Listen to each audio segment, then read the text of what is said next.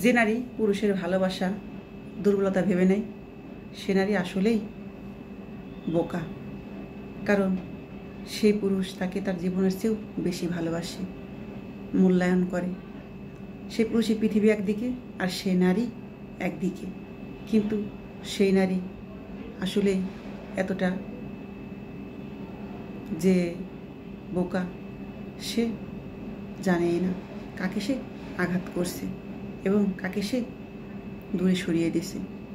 পুরুষ তার স্বপ্নে তার শখের নারীকে ভালোবাসে, ভীষণভাবে ভালোবাসে। তার শখের নারী যতই ভুল করুক না কেন সে ক্ষমা করে দেয়, কিন্তু সেই ভুলে যদি কোনো পুরুষ না থাকে।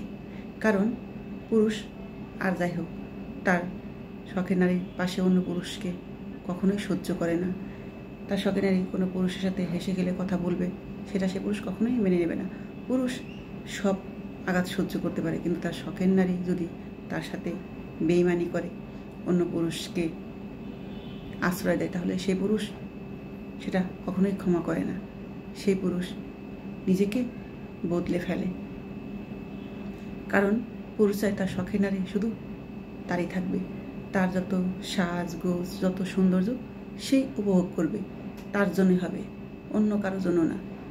এই নিয়ে কিন্তু অনেক সম্পর্ক নষ্ট হয়ে যায়। কারণ পুরুষ যেটা নিষেধ করে সেটা তার শখের নারী করে। এতে করে পুরুষের মন থেকে সেই নারী উঠে যায় এবং ধীরে ধীরে তার জায়গাটা শূন্য হতে থাকে। কারণ পুরুষের মুখে মুখে তর্ক করা, তার কথা অমান্য করা, এটা পুরুষ কখনোই মেনে নেয় না।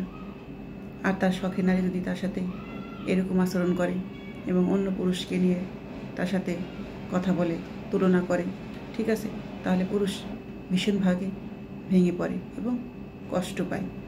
কারণ পুরুষ তার শখের নারীর মুখে অন্য কোনো পুরুষের প্রশংসা সহ্য করতে পারে না, আসলেই পারে না। এটাই স্বাভাবিক, কারণ তার ভালোবাসার মানুষের মুখে অন্য পুরুষের নাম এটা কেউই সহ্য করতে পারে না।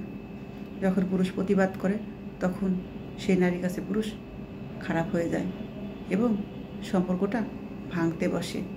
কারণ পুরুষ চায় তার শখের নারী শুধু তার হয়ে থাকবে, কোনো পুরুষের নাম তার মুখে থাকবে না, শুধু তার নামটা থাকবে। কিন্তু নারী সেই পুরুষের ভালোবাসা দুর্বলতা ভেবে সুযোগ বুঝে তাকে আঘাত আঘাতে শেষ করে দেয়, ঠিক আছে। এই নারীর কারণেই সেই পুরুষ ধীরে ধীরে মৃত্যুর মুখে চলে যায়। কারণ মনে যদি শান্তি না থাকে, অশান্তি থাকে, সেই পুরুষের ভিতরে রোগ হয়ে যায় এবং কোনো এক সময় সে হার্ট অ্যাটাক করে মারাও যায়। এই জন্য দায়ী থাকে পুরোটাই সেই নারী, জেনে তার ভালোবাসাকে দুর্বলতা ভেবে পুঁজি করে আসছে দিনের পর দিন এবং তাকে আঘাতে আঘাতে মৃত্যুর মুখে ঠেলে দিয়েছে।